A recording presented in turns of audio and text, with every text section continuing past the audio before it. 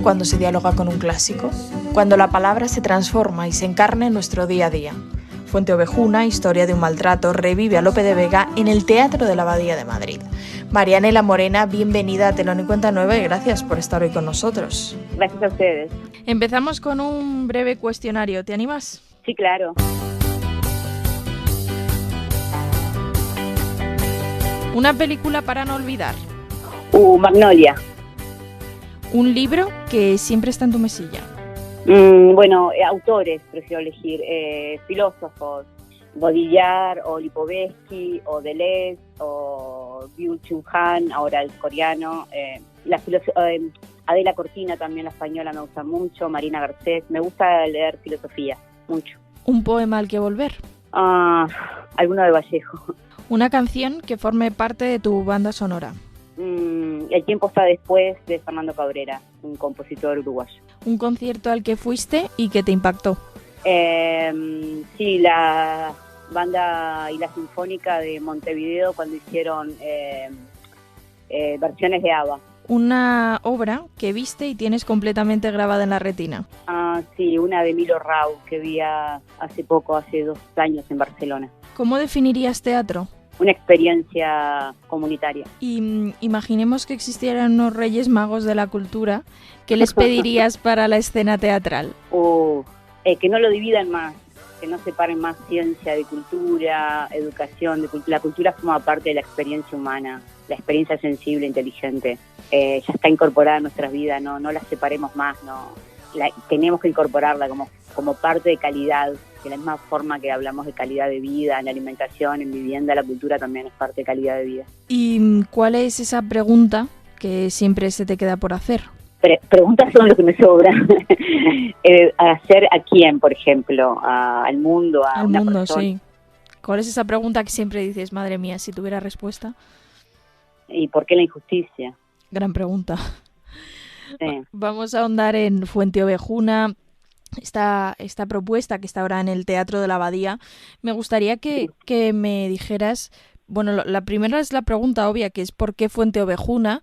¿Y qué tiene esta versión? Porque entiendo que ha bebido mucho más que del texto de Lope de Vega. Bueno, es una pregunta enorme, pero yo hace un tiempo que vengo dialogando con los clásicos, me interesa el vínculo con el pasado y tomarle el pulso al pasado, ver cómo hacer un diagnóstico, qué está vivo, qué sigue hablando, qué no sigue diciendo, más allá del contenido, el argumento, que obviamente tiene una latencia actual, literalmente en relación a tu tiempo y a tu contexto, qué se sigue diciendo, ¿no? Porque a mí lo que me pasa a veces con los clásicos, que si bien tiene una belleza lingüística o incluso una belleza como un patrimonio artístico, estás sentado en la butaca como espectadora y no te pasa nada, o sea, puedes emocionarte obviamente, hay una belleza estética y se emociona, pero cuando yo estoy sentada en la butaca como espectadora y estoy frente a esto que puse como ejemplo, una tragedia de Sófocles, no tengo ninguna incomodidad, no me pasa nada porque me están hablando de algo que ya sucedió y que a mí no me genera ningún tipo de inestabilidad.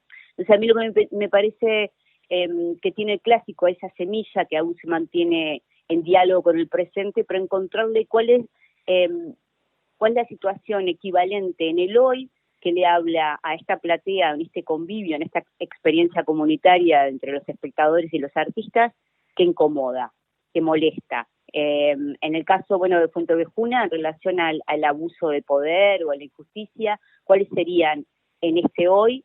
Que sigue, ¿en dónde estarían o en qué situación? Están en muchos lugares, ¿no? A mí me pareció elegir el supermercado porque pasa algo con los supermercados que en cualquier parte del mundo, en cualquier ciudad, son todos iguales. Uno puede estar en Madrid o en Buenos Aires o en Lima o en Nueva York y los supermercados adentro son exactamente iguales, tienen ese brillo, esos colores que generan cierta ilusión y cierta fantasía de que está todo bien y que afuera no hay fronteras. Entonces me parece que tiene y a los supermercados vamos todas las clases sociales, todas las personas, todas las edades. Entonces es un concentrado, es una síntesis contemporánea que nos define muy bien y donde también se puede hablar de los abusos de poder, donde la gran mayoría de los empleados son inmigrantes. Entonces el supermercado tiene como esa posibilidad, esa capacidad de hacer una traslación de lo que fue el Fuenteovejuna original de Lope en su momento al hoy. Sí, No, sí que me parece muy interesante siempre que está el gran debate, ¿no? De si se deben actualizar los clásicos o no. Y me parece muy interesante esto que dices que Lope nos presta la palabra y en realidad no tenemos por qué devolvérsela. Esta es la forma de ver y de tratar a los clásicos desde el hoy, ¿no? Sí, sí, y me gusta pensar también que tengo un diálogo. Yo siempre digo, bueno, me siento a conversar con el autor y sé como, bueno, este imaginario, esta libertad que nos da el arte. O sea, porque para restricciones tenemos la vida, donde tenemos las leyes, donde tenemos todas las convenciones. Entonces el arte tenemos todo el tiempo la posibilidad de generar poéticas imposibles. Entonces, ¿por qué no puedo conversar con Lope y preguntarle qué harías hoy? ¿Te parece que todavía sigue viviendo, yo insisto, sigue latiendo el argumento, pero la forma en que está dicha es la misma? ¿Nos sigue incomodando? ¿Nos incomoda el verso? ¿Nos incomoda? ¿O es un preciosismo que forma parte de un patrimonio en el cual, bueno, está ahí, te puedes comprar el libro o bajarlo a internet y leerlo, ¿no? No hay una descripción a la obra literaria, hay una reconversión del argumento original. Y también hay un punto político y jerárquico, ¿no? Yo, en la revisión, en esta idea de codificar las herencias, también el clásico tiene que ver con eso. Bueno, es una uruguaya, es una latinoamericana mujer que se vincula con un clásico que está instalado en un espacio de poder, con una jerarquía también política, que no es la que yo tengo. Entonces, tiene como varias puertas de acceso que me permiten, de manera muy generosa, plantear muchas cosas. Y teniendo esta estructura, sigue estando. Hay como una especie de, si yo me meto adentro del clásico, como los actores están adentro de la estantería, como nosotros estamos adentro del súper, o el súper está dentro de nuestras casas, yo me meto adentro del clásico. Y si yo pudiera tener esa posibilidad, como si el clásico fuera un territorio, y yo meterme adentro, y sin ningún tipo de pudor, y con total atrevimiento, voy y tomo lo que necesito. O sea, yo voy a llenar el carrito, mi propio carrito, con lo que necesito y lo que considero, obviamente que es una mirada arbitraria, porque la subjetividad lo es. Entonces, bueno, es lo que pasa con la creación. Algunos conectarán, otros no, unos dirán, estás destruyendo a Lope. Bueno, me parece que, no sé, es interesante igual que se genere debate o polémica. No, yo no lo digo así, pero bueno, también eh, respeto a quienes lo vivan de una manera más trágica. El subtítulo de esta obra es Fuenteovejuna, Historia del maltrato. En esencia, Sí. Fuenteovejuna es la historia de un maltrato. Sí, y además lo terrible, lo lamentablemente terrible es que no ha desaparecido, ¿no? Bueno, hemos mejorado muchísimo, hemos adquirido, si uno piensa la situación de la mujer en ese contexto al hoy, literalmente las cosas han cambiado muchísimo, pero igual es como que hubiera una resiliencia del mal, siempre digo, ¿no? Es como que hubiera, no está modificándolo en el hoy, pero en el costado hay como una zona subterránea que se está haciendo, generando un nuevo tirano, como la tiranía nunca muere, ¿no? O sea, muere el tirano, pero la tiranía sigue estando presente.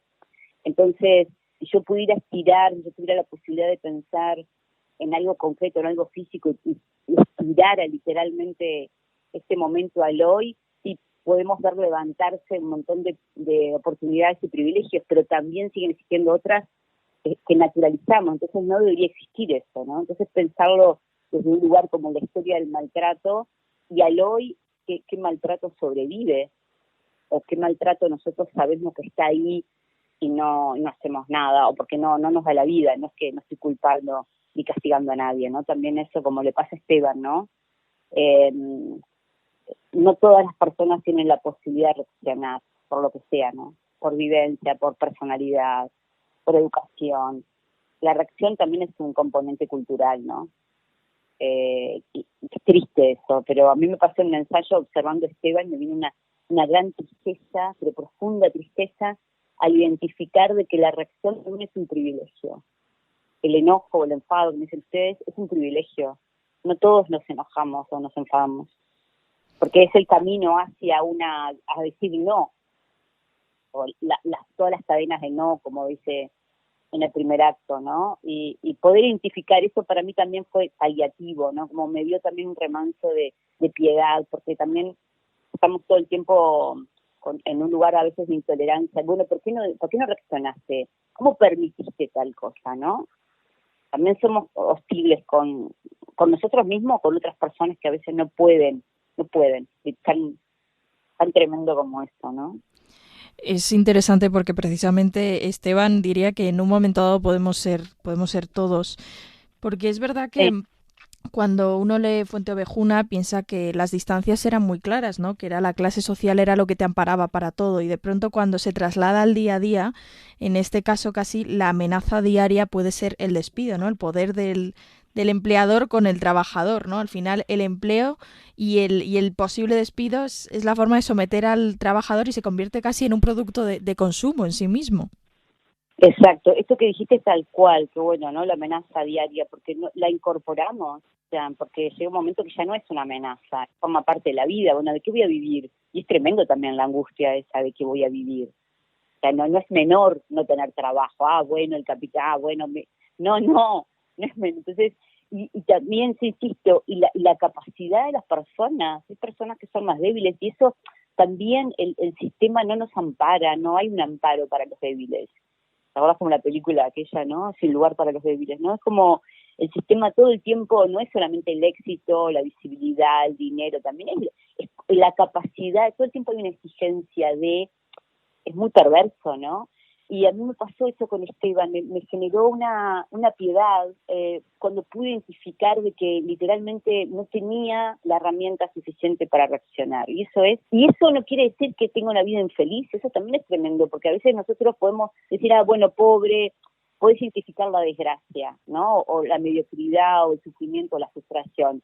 Pero lo tremendo es cuando la gente lo asimila, o cuando lo asimilamos, de verdad, cuando lo asimilamos naturalizamos, o sea, está todo bien hasta que viene algo, porque no tenés manera de cambiarlo, y cuando no tenés manera de cambiarlo también es una manera resiliente o cierta inteligencia en un punto, ¿no? Bueno, si no puedes hacer nada con eso, ¿qué haces? Entonces tiene muchas capas el abuso, muchas capas, y a mí me parecía, en una obra de teatro no puedes plantear todo, pero me interesaba también cómo transitarlo de ese sitio, no quedar solamente el malo, no solamente el malo, que ya todos sabemos, todos en un punto, en algún momento tenemos más claro, hay una cultura más clara sobre el mal donde se ubica rápidamente, ¿no? El asunto es cuando ese mal se dosifica y se nos mete Se bajo la piel a integra. todos, ¿no?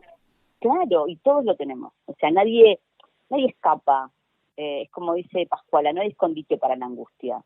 Y Pascuala somos todos, ¿no? Ese momento en que no quiero saber más nada, llego a mi casa, me enchufo con la serie y Y a otra ya, cosa. y me olvido de la injusticia, sé que afuera hay un mundo injusto y que del lado mío la pasa muy mal, pero yo no puedo hacer nada. Ese es el gran punto también, ¿no? Cuando decís, yo no puedo hacer nada, de verdad, ¿no? Como, bueno, esa ambigüedad y mucha tensión que tenemos todos, a mí me parece que es un capital artístico muy potente, muy poderoso también para traerlo a la escena y por lo menos exhibirlo. O sea, yo no estoy diciendo que vos sos malo y yo soy buena. En ningún punto a mí no me interesa no plantear ni morales, ni un manual, ni un mensaje, ni una obra didáctica. Es compartir la pregunta, o la angustia, o la duda. En realidad trato de hacer eso, ¿no? Comparto la duda. Y además es curioso, aquí se pone de relieve al trasladarse a un supermercado, que efectivamente es un terreno transitado por todos de una manera o de otra, cómo el consumo y la producción para el consumo son al final un protagonista más, ¿no? Que nos está arrollando poco a poco y que también arrolla la vida del personaje. Sí, y también me pasó, yo me baso mucho también, yo soy muy observadora y bueno, creo que ya lo dijo el maestro ruso Stanislavski, ¿no? La observación está en la base de todo, ¿no? Entonces, uno también rápidamente la observación la contamina, ¿no? Tiene que estar todo el tiempo buscando algo para tener esa frescura o esa ingenuidad para ver las cosas por primera vez, ¿no? Entonces, cuando empecé a trabajar esto, empecé a observar, hice al revés, ¿no? Empecé a observar y me di cuenta eso que digo, ¿no? Que eso que escribí, no nos ven, es lo que a mí me pasaba, ¿no? O sea, yo no veía a los o sea, tuve que hacerme un esfuerzo y me daba cuenta, claro, tienen un color del vestuario, del uniforme, que están mimetizadas con la mercadería, eso que escribí, eso es lo que a mí me pasó, no es algo que le pasa a otras personas. Me baso mucho también en la experiencia personal, porque la experiencia personal es algo auténtico, no hay prejuicio, no hay juicio, es una sensación inmediata que uno tiene, que filtra y bueno, y, y ahí empecé a relacionar esto que nos pasa a las mujeres, que estamos reclamando hace tiempo, la cosificación. Bueno, nosotros también cosificamos, ¿no? Esa cosa de de una cadena inagotable, ¿no? De cosas y productos y más cosas y comprar como único verbo salvavidas, como dice Pascual, más que amar. Y, y curiosamente, en Fuente Ovejuna, Historia de un maltrato, lo que acaba casi Sí, dando fuerza a los propios personajes es precisamente la palabra de Lope, que está ahí, que de vez en cuando la podemos sí, sí, escuchar, ¿no? Con esta idea que tiene el gerente del supermercado, que es como de hacer, no sé si decir, pequeños recitales de sí, clásicos. micrófono abierto, sí, ahí va, sí. Y ese Bueno, ese fue el punto que encontré de diálogo, que a mí me parece que eh, tiene una resignificación. Es como alguien me dijo, deconstruiste a Lope para volver a reconstruirlo desde un lugar que lo resignifica. Entonces, claro, es como decir, bueno, esto que te decía, ¿no? Si yo tuviera una especie de VIP o de máquina de testeo, de vitalidad, de pronto dijera acá, no, acá, y pronto cuando se prende el sí, tiene otra luz, tiene otra resonancia. Es una invitación, como si te contara todo esto, en vez de hacerlo, te lo contara. Bueno, vamos a dialogar, vamos a hacer un taller, ¿no? Vamos a hacer la experiencia de tener un vínculo con López. ¿Cómo lo haríamos? Entonces, cuando aparece el verso, tiene otro valor, ¿no? Bueno, esa es mi interpretación, obviamente, ¿no? Cada cual lo dirá, pero eso es lo que lo que trabajé al menos. sí, se convierte en esa especie de espacio metateatral en el que Sí, se revalora casi a Lope dentro de Lope. exacto, exacto. Sí, es como, es eso, tener una experiencia directa, bueno, ¿cómo es la experiencia? Más vivencial y no representativa. Que a mí es algo que no es lo que más me interesa en el teatro, ¿no? Representativa en el sentido, tengo un texto y lo voy levantando, lo voy montando escena por escena y voy tratando de darle brillo, verdad, credibilidad a lo que está escrito. Bueno, a mí me interesa trabajar desde otro sitio, no ir representando la escena, bien o mal hecha, que eso es otro punto, ¿no? A discutir, sino, bueno, abrirla, meterse, ensanchar esa ficción, resignificarla, decodificarla para volver a construir. Es como un trabajo adentro del texto de laboratorio, ¿no?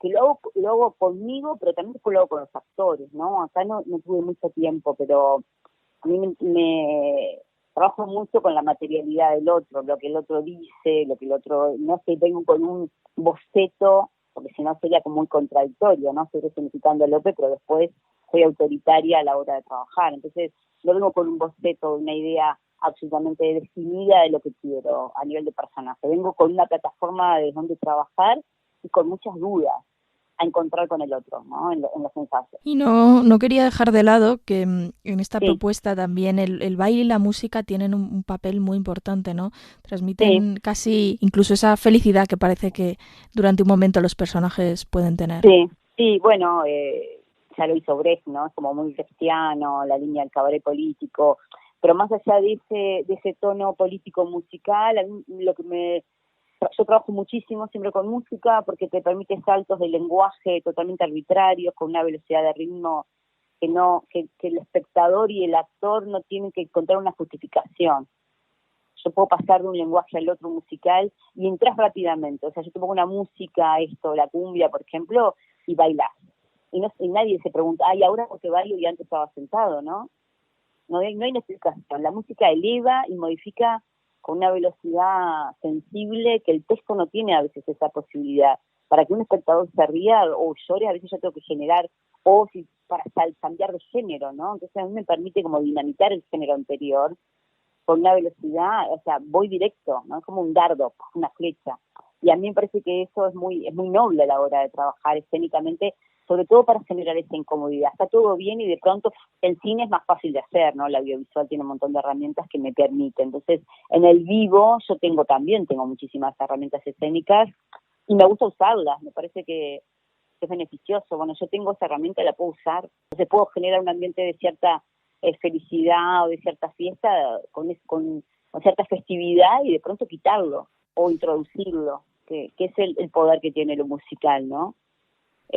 No considero para nada que lo musical es un género, vos le das, a uno le da el lugar que quiera darle, ¿no? No está ubicado o no está encasillado en algo Mm. más superficial o más o menos, no, es un género. Vos el contenido y la utilización de ese género es totalmente a decisión de los artistas que lo usan. Sí, sí, de hecho, tú misma lo decías, ya lo probó Brecht que es así. Claro, Marianela, no y quería dejar... Sí, perdona. sí, No, y otra cosa que a mí también que me preguntan a veces y que yo lo entiendo que me pregunten, pero en lo personal no me interesa, es la ubicación, bueno, dentro de qué teatro te definiría. A mí me parece que lo que pasa hoy en día en la escena contemporánea, que es muy muy rico, muy nutritivo, como si hubiera un buffet libre de herramientas. Y yo voy y tomo las herramientas que necesito o que considero para este relato específico. Bueno, para este relato yo quiero un realismo, para este relato quiero algo musical, para no encasillarme, no quedarme fija en un lugar rígido de hago teatro de este tipo o me ubico dentro de cierto lugar. Parece que eso no a mí al menos me parece que te genera una rigidez que no me permite ese juego, esa flexibilidad, tanto en la escena como con el espectador, ¿no? Y es mucho más también, es lúdica, es inestable, es frágil, ¿no? Habilita otro tipo de movimientos o desplazamientos que solamente cuando trabajas con un género único. De la manera que no creo en el género único de esto empieza acá, es una comedia, es una tragedia, es un drama. No. Hay algo ahí que yo lo voy moviendo, lo voy desplazando. Perdona, me querías preguntar algo así. Sí, no, nada, que justo, pues un poco en relación a lo que decías ahora, bueno, te educaste en Uruguay y es que entiendo tu tierra natal donde has montado muchísimas obras, también las has llevado por todo el mundo, por Latinoamérica, por Europa. Ahora estás aquí Sí. en España con estos montajes. ¿Qué diferencias aprecias en la escena, por ejemplo, latinoamericana y española? Es una pregunta recurrente a nuestros invitados de fuera de España porque me parece muy interesante ver cómo las escenas teatrales son distintas y se plantean de distinta forma, ¿no? Sí, bueno, primero que a mí la diferencia me fascina, ¿no? Me estimula muchísimo. Claro, O sea, la siempre diferencia enriquece. también, claro, y la diferencia también la puedo encontrar al lado de mi casa, ¿no? O sea, uno no tiene que usar el océano para encontrar la diferencia. Eso es a favor y en contra, ¿no? No le pongo juicio de valor. Puedo encontrarme con alguien muy diferente también en mi país. Obviamente que tenemos cosas en común, que es lo que hace que la gente a veces se junte o la gente se distancie, pero a mí, primero que la diferencia me genera un nivel de tensión dramática, no tensión negativa, ¿no? Que me impulsa, me estimula a buscar cosas que no sé. Entonces, para mí es un gran estímulo la diferencia, pero enorme estímulo. Aunque algún momento lo padezca, o lo sufra, o lo sienta que no puedo, es lo que me obliga a crecer.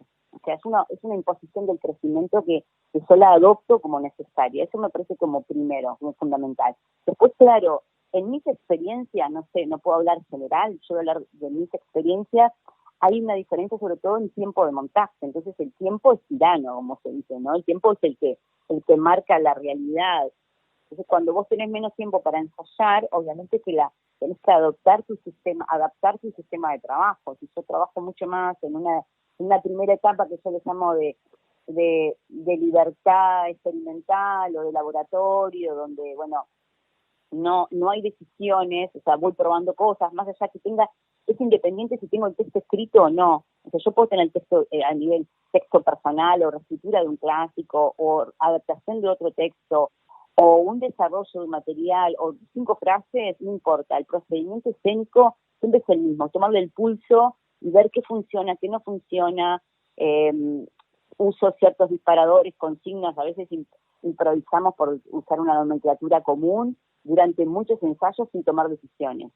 Y ahí lo que es muy bueno es probar como la angustia del otro, la incertidumbre, hasta dónde podés tolerar la capacidad de no saber qué estás haciendo. Y eso para mí es muy bueno para el actor, porque cuando vos podés entrenar la angustia o entrenar la duda, entrenar la incertidumbre, tenés un nivel de fortaleza poética que después eso te da una capacidad de producción poética, que no te la da la certidumbre, el ensayo, ¿no? Tengo ese texto, tengo ese personaje, ya sé lo que me va a contestar el otro. Entonces generás como un espacio de confort y de certeza que a la hora de crear, eso no es lo más ideal. Te da una posibilidad de llegada a un resultado eficiente más rápido, obviamente, pero te inhabilita tu propia producción poética. O sea, el actor es actor, no es creador. A mí me interesa mucho el actor creador, el actor que, cuando digo opinar, no es comentar con la palabra, es opinar escénicamente. Bueno, yo opino sobre este personaje, esta escena, llevo una propuesta concreta, propongo algo concreto. Bueno, yo propongo que este personaje tiene este comportamiento, tiene este lenguaje, y bueno, en función de que hay actores en Uruguay, por ejemplo, o en Argentina también se trabaja mucho así, lleva una propuesta concreta, una práctica de lenguaje. Yo puedo decir, bueno, me interesa esto, tomamos esto, genero una edición sobre eso, o un trabajo de composición, pero eso se entrena también, no puedes imponerlo en un montaje de 40 días. Entonces lo que traté de hacer es como encontrar un híbrido ahí, sin renunciar absolutamente a mi forma de trabajar, encontrar un mecanismo que permitiera abrir algunas puertas. Eso fue lo que traté de hacer en este montaje, que también tuvo eso de, bueno, no los conocía o no había trabajado salvo con Manet, con ninguno de los otros actores había trabajado. Y bueno, está buenísimo también cuando uno se enfrenta a sus propias limitaciones. A mí es lo que más me gusta hacer, ¿no? Enfrentarme a algo que no sé cómo resolverlo, porque hay una gimnasia ahí intelectual muy activa, ¿no?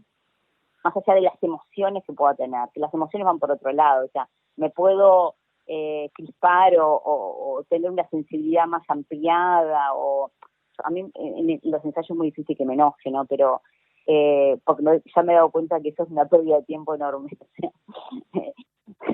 Claro, pierdo mucho tiempo porque me enojo, después me tengo que desenojar y bueno, ahí perdí un tiempo estéril enorme. Entonces cultivo mucho la paciencia, es muy favorecedora la paciencia. Y me gusta muchísimo esperar a los actores. Acá en este montaje no pude hacerlo tanto, esperarlo. O sea, literalmente, es decir, esperar el tiempo del actor es una cosa que me fascina hacer. Verle como si tuvieras como una especie de lupa dentro del cuerpo, de la cabeza, o la sensibilidad, la interioridad del actor, y verle el proceso, cómo lo va levantando, cómo tiene esa pelea o esa batalla o esa lucha con lo imposible o lo posible, y un día se empieza a abrirse como una flor y empieza a aparecer un jardín ahí. Eso me parece deslumbrante, como humanamente lo digo, ¿no? Entonces que tengo un gran privilegio de poder ver eso, porque esa interioridad se expresa visiblemente, o sea, se materializa la intimidad de cada uno, ¿no? En acciones, en reacciones, en comportamientos concretos, en formas de